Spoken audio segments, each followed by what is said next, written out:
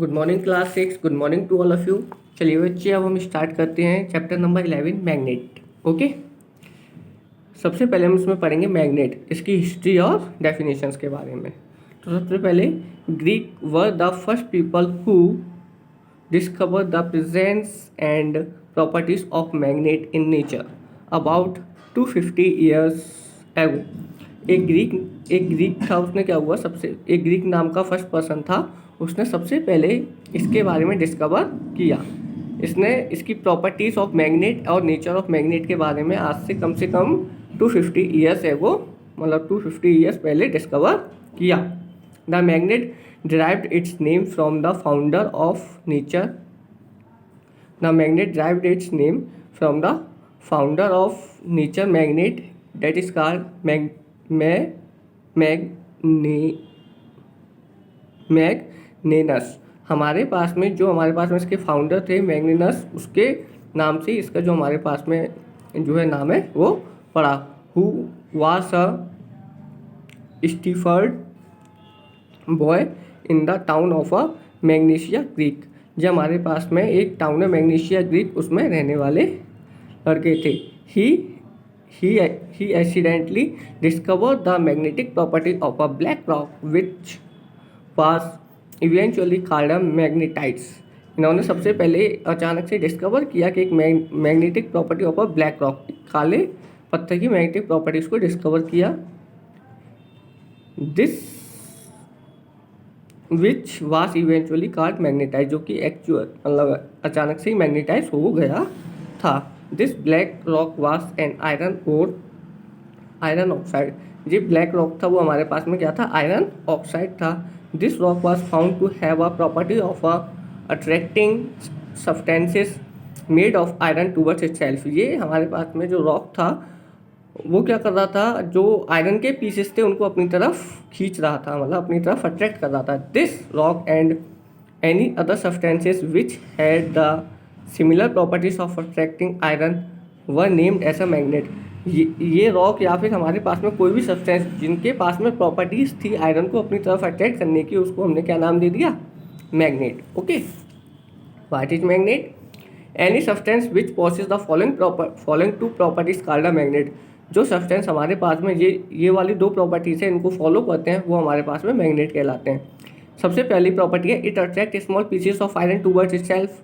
यानी कि जो सब्सटेंस हमारे छोटे छोटे आयरन के पीसेस को अपनी तरफ अट्रैक्ट करते हैं, that is called a magnet. Okay, जो सब्सटेंस छोटे छोटे आयरन के पीसेस को अपनी तरफ अट्रैक्ट करते हैं, हम उन्हें मैग्नेट कहते हैं। It always comes to rest in the north south directions when suspended freely.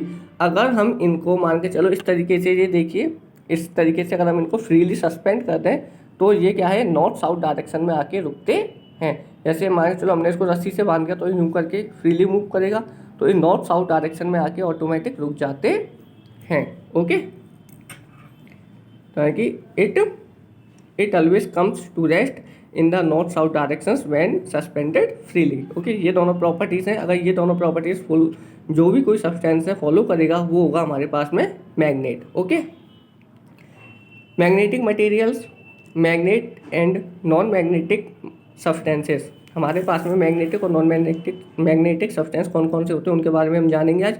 All substance can B divided into two basic categories in relations of other magnetic properties. सभी सब्सटेंस को हमने two categories में divide कर दिया है magnetic properties के आधार पर। एक तो है मैग्नेटिक सब्सटेंस और दूसरे हैं नॉन मैग्नेटिक सब्सटेंस।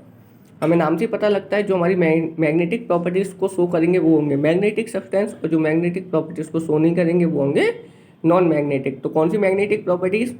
पहली प्रॉपर्टीज़ है जो कि हमारे पास में किसी भी सब्सटेंस की तरफ, मतलब आयरन पीसेस वगैरह कोई भी सब्सटेंस है जो कि एक किसी दूसरे सब्सटेंस की तरफ अट्रैक्ट होंगे, वो होंगे मैग्नेट। और दूसरे जो हमारे पास में मैग्नेट कौन से होंगे, जिनको हम फ्रीली सस्पेंड करेंगे और वो एक पर्टिकुलर डायरेक्शन में अलाइन होंगे, यानी कि नॉर्थ साउथ डायरेक्शन में अलाइन होंगे, वो होंगे मैग्नेट। और जो इस मैग्नेट की तरफ अट्रैक्ट होंगे वो होंगे मैग्नेटिक सब्सटेंस। क्लियर है? These are the substances which are attracted by the magnet and are known as a magnetic substance. जो सब्सटेंस हमारे मैग्नेट की तरफ अट्रैक्ट होंगे वो होंगे magnetic substance. This substance can be converted into magnet by artificial means. मतलब जो हमारे पास मैग्नेट की तरफ अट्रैक्ट होंगे वो मैग्नेटिक सब्सटेंस होंगे और हम इन्हें कन्वर्ट कर सकते हैं मैग्नेट में बाय आर्टिफिशियली हम इन्हें मैग्नेट में कन्वर्ट कर सकते हैं। Example of this substances are iron. इस तरीके के सब्सटेंस का एग्जाम्पल है iron, nickel, cobalt and other alloy of iron. ये हमारे पास में कुछ एग्जाम्पल है, यानी कि हमारे पास में ये क्या है कि मतलब मैग्नेट की तरफ अट्रैक्ट होते हैं प्लस हम इनको मैग्नेट में भी कन्वर्ट कर सकते हैं।